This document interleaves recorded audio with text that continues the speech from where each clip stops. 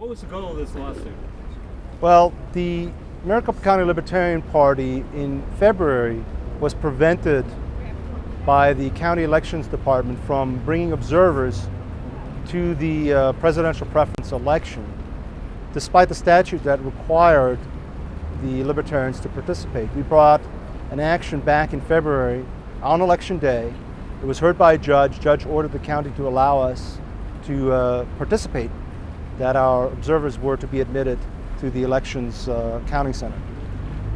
We brought this action basically as an amended complaint to that original complaint because, once again, county elections told us our representatives couldn't participate in the hand count process. There was a part of the process where you pick the ballots at random and, you pick the precincts at random and you pick the races at random, and the Libertarians were entitled to participate. They told us we couldn't participate.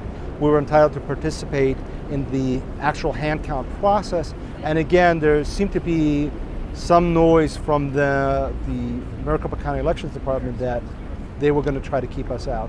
We brought this action, and then we added the additional claims of specific violations of Arizona statute and regulation that controls the process of how the hand count is to be done. They're supposed to, again, allow Libertarians to participate in the random selection of precincts and races. They're supposed to not start that process until all the ballots have been tabulated and the unofficial results of the election have been published. Then they're supposed to allow us to participate and first pick the precincts that are going to be randomly selected for the hand count.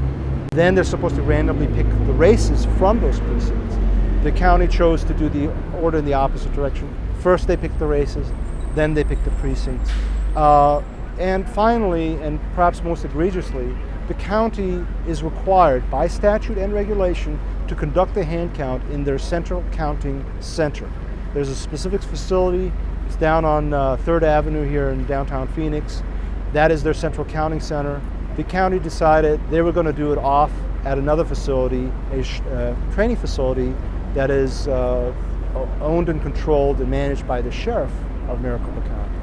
So they shipped the ballots off to that facility, and they left them unattended except by some minimal security procedures, putting tape on the doors and having sheriff's deputies guard the ballots. They left them unattended and in the control of the sheriff for at least 14 hours here and another 16 hours there.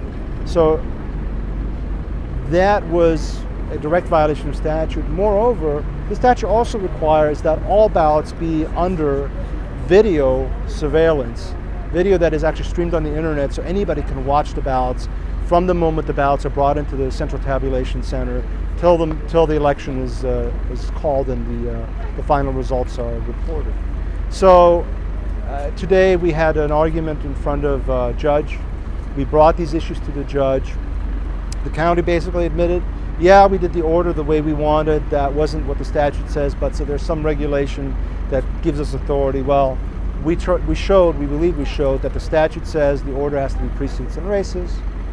We also showed the regulation that is supposed to be enforced today, the most recent regulation, that also says first precincts, races. They brought in an older regulation from 2006 that seems to say, no, they can do races then precincts. And then they claimed that was also the same regulation that applied to the presidential preference election, the presidential primary, which of course doesn't have multiple races. It's just got the one race. So there was that issue.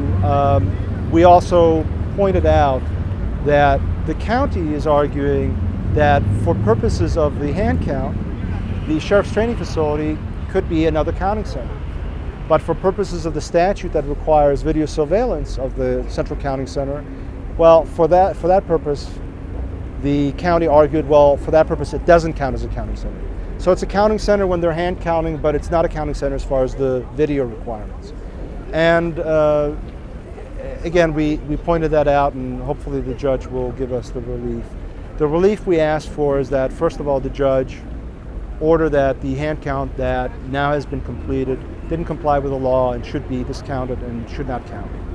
We asked the judge to order the County Elections Department again to recognize that the appointees of the Libertarian Party are participants of the process and should be admitted into the process with the same status, with the same authority as the Republicans and Democrats are participating. We asked that the judge order the county to comply with the law, the statutes, the regulations in all its particulars, especially in the ways that we've pointed out how they violated and how they admitted they violated.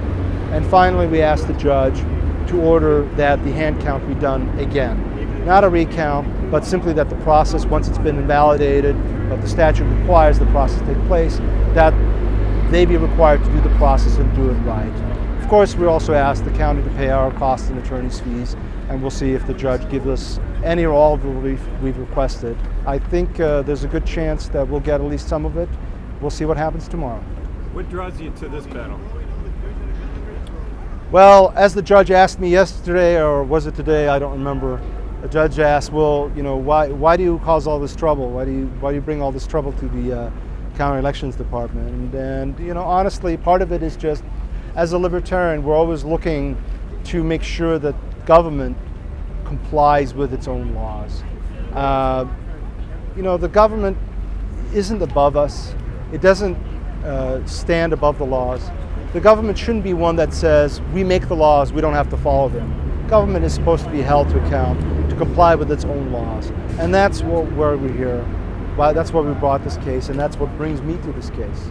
Because if we won't do it, well, as we heard in testimony today, neither the Republicans or the Democrats, they care to do it. They're fine with the process. Well, we want the process to stick to the law. The law says certain things. Let's make sure that the County Elections Department complies with the law.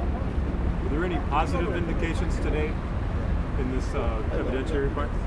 It was interesting. At the end, in the closing arguments, the attorney for the county was arguing basically that there isn't enough time to get it done, and it's too expensive to get it done if the judge were to order it done again, and that would be a great harm to the county. And the judge basically said, I'm not going to accept that argument. If the law requires you to do it a certain way, then it requires you to do it a certain way. It's not up to the judge, he said, and it's not up to the County Elections Department to decide, you know, whether to follow the law or not. The law is the law. If the judge orders them to do it again, the fact that it's going to cost a lot of money and it's going to take some time, that's just something they're going to have to live with. So I think that's at least a positive indication that the judge does understand the thrust of our argument. Let's see if in the particulars he does agree with us on the rest of it. We're not the hugging types. No, we're not, are we? That's great.